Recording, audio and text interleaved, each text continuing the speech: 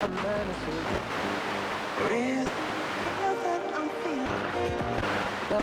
again. So today we have another Roberts radio. This is an R505 which dates from the mid-1970s. You can see it's got the old pre-1978 reallocation stuff for BBC Radio 2 on long wave, Radio 4 on medium wave, which switched around in 78, and then the BBC sent out these horrible stickers that you could deface your radio with, which the owner of this radio, or previous owner of this radio, has added to it, and generally speaking it's a bit of a nightmare to get them off, as we've seen in other sets before.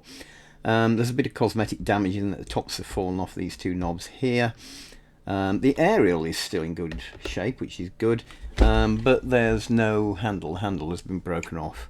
Otherwise it doesn't actually look too bad. It's got the spinny turntable thing for aligning your AM ferrite rod aerial, so you can receive that for however long it is before all AM radio gets switched off. It's got a version of this Roberts logo which I've only rarely seen, really. They seem to have changed their logos quite a bit over the years. Anyway, few dents and scratches and things, otherwise probably doesn't look too bad mechanically to refurbish. On the back we've got a 9-volt power supply option here, which, if you can just about see it, I don't know if you can, it says 9 volts pin negative, which is really annoying. These are the worst connectors ever, because you don't ever know whether the pin is going to be positive or negative. I don't know why this wasn't standardized on. There's a DIN socket which again has got a sort of tape recorder symbol on it, which means that it's probably output only, you can't put an input into the speaker. And there's a headphone socket. So that's about it, really. I think the next thing to do is get it powered up. Underneath it's got one of these things where you pull the thing back. I'm going to show how easy this isn't now. Yeah, you pull that back and you can get to the inside of it and put a battery in it. So nice piece of wood there, with the serial number stamped on it. So let's get a battery in and see what we get.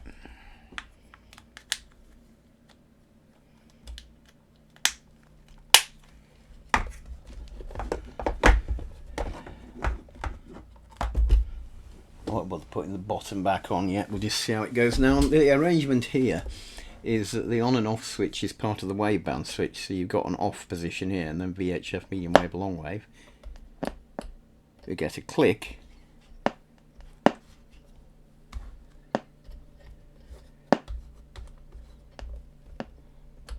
otherwise nothing on any waveband.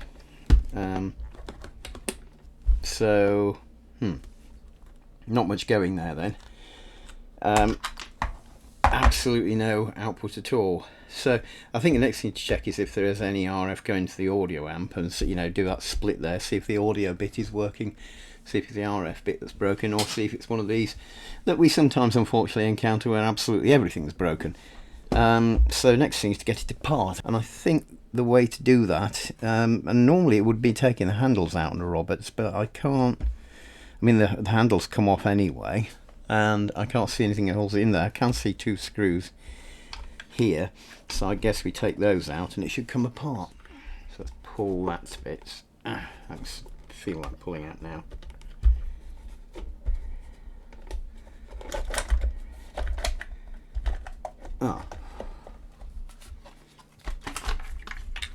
The aerial has to come out as well. That's the aerial being screwed in there is also holding it in, and now the whole thing pulls out.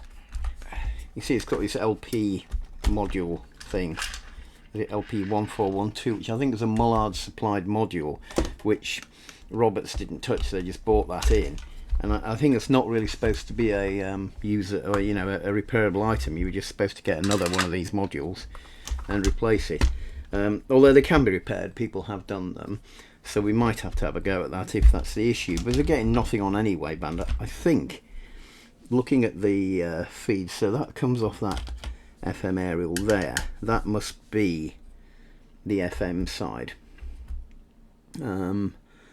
But as I said, we're not getting anything on any waveband, so my first port of call, I think, will be the audio side of it. Can I see anything obviously blown up or broken? I notice it's got these old lock fit transistors, which we've encountered in other radios as being a bit occasionally of an issue. So that might be a problem. Otherwise, all the electrolytics look pretty fine, really. I can't see any of them leaking or anything like that. It all looks fairly clean and new. Resistors are all fairly modern types. So yeah, I think what we'll do is we'll try and inject some audio or detect some audio coming back from it. So if we plug it back in again, let's see if we can hear anything. So here's, I've got an audio generator here, and I'm going to stick that onto this DIN socket. Now this is coming off, this is, as I said, an output, not an input, but it's connected to where the audio will be going into the output stage. So if I put some here,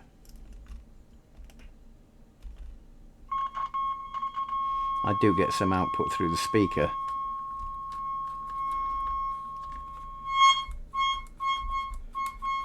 So it feels to me like the audio output stage is okay, and it's something in the IF stage which is broken. Given that it's both AM and FM that have gone, this appears to be a separate FM unit.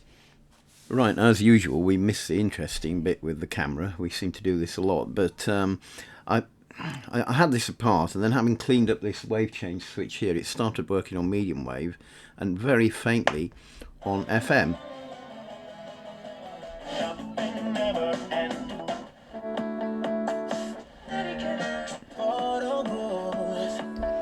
So it seems to be working now, which is annoying because it actually got to a stage where it wasn't working quite properly. So you put it on, it would stay on for a while, and it was quite decent volume, all fine. And then these two power transistors, which you can see here, would start getting really hot, and then it would stop. As in, it would just go off. And I don't think there's any real fail-safe device there. I can't see any. There is what looks like a thermistor here, but it's not attached to that, so I'm not sure quite how that would work. Anyway, now I've got it back together, and these are not getting hot anymore. And this is working, and I've left it on for ages and listened to some to some things on BBC Radio Cambridgeshire. And yeah, it's not gone wrong. So what do? Do we conclude it's fixed itself? I think probably not. Yes, I mean, it fixed itself. Oh, it fixed itself? Fixed itself. Yes. These don't fix themselves. No, they don't fix themselves. He's tampered with it. I think he's tampered with it, Mr. Swan. Sorry you've had a wasted journey. I think we will have a little look with you. Originally it wasn't working at all. Something I did, maybe cleaning that, kicked it back into life, and then it was working intermittently, and now it seems to be working all the time. I have a feeling maybe it's an electrolytic capacitor that has got a bit dodgy and somehow got reformed by being on for a while. Genetic makeup, and similar results have been obtained with fish. So just a small tangent, the sweaty t-shirt study. Great. Well, as you can see, Radio Cambridge has moved on to even more bizarre stuff now. But what's also bizarre is that, I mean, obviously I changed all the capacitors, as I said, and it's still working, so I haven't broken anything, but we still haven't really got to the bottom of what the problem originally was. And it seems pretty reliable now. I can sort of knock it around and things. It doesn't go off. I've left it on for ages. It stays on, so I think it's okay, and I've started cleaning it up, and I'm going to put it back together. On the roads, Saffron Walden, Royston Way looking good. 1307 around Linton is slow due to those ongoing roadworks. Cambridge busy but not awful.